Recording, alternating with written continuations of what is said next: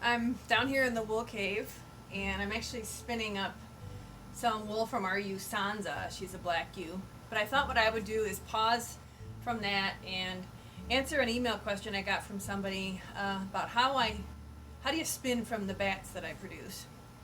So this is a bat that I made from a ewe, and what I do, I have a video where I show you how I make the bats, but I wash and flick card the locks from a fleece from one particular ewe. So everything I do by hand is very specific to a ewe. And then what I'll do is I'll take those flick locks and I'll run them through my drum carder to create this bat. And my bats are 1 ounce. So this is, kind of my standard dimensions for a bat. So the question was, how do I spin with this? So I think what happens is many people are very accustomed to getting roving, or comb top, long strips of fiber to spin, and this is kind of unfamiliar.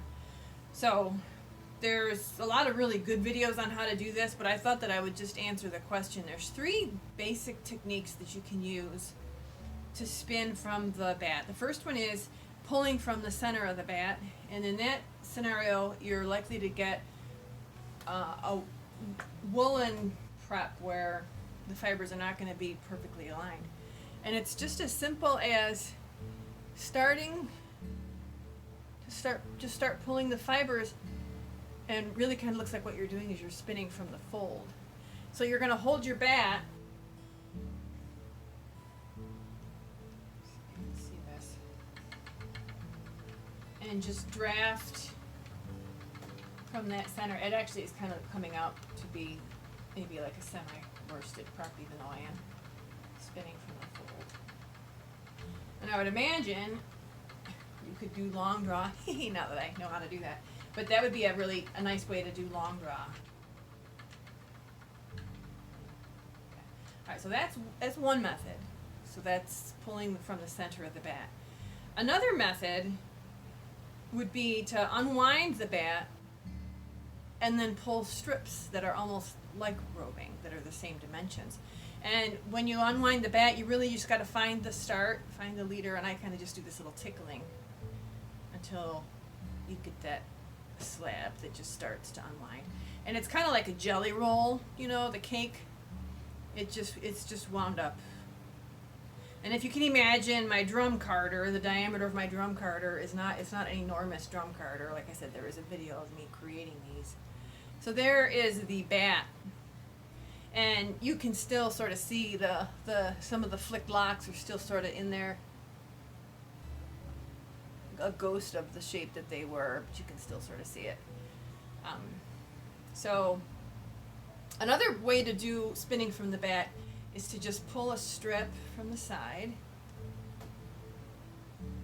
So that's one strip, and again, that's the diameter of my drum carder, right? So, and then just take that as if it were roving and spin it.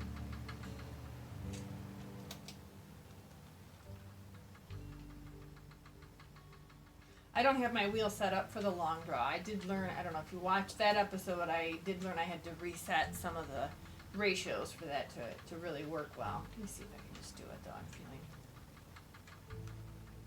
And I don't have the right orifice either. I found that the delta orifice, wow, that feels really good. And it looks really good too. See, I wonder, all right, we're not gonna get off topic here. At any rate, so that's how you would do another way to spin from the bat. Okay, another method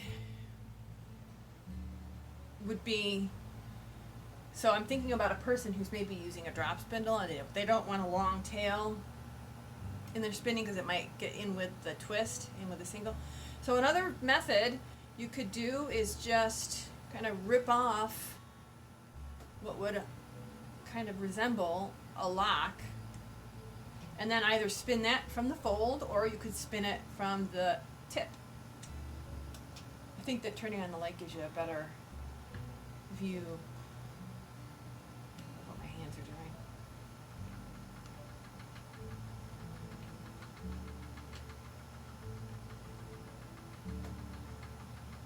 So hopefully that helps. I mean, it's, it's simple and straightforward. I think the trickiest thing is realizing that you can unroll the bat to get the full length of it, and then you've got a lot more options there.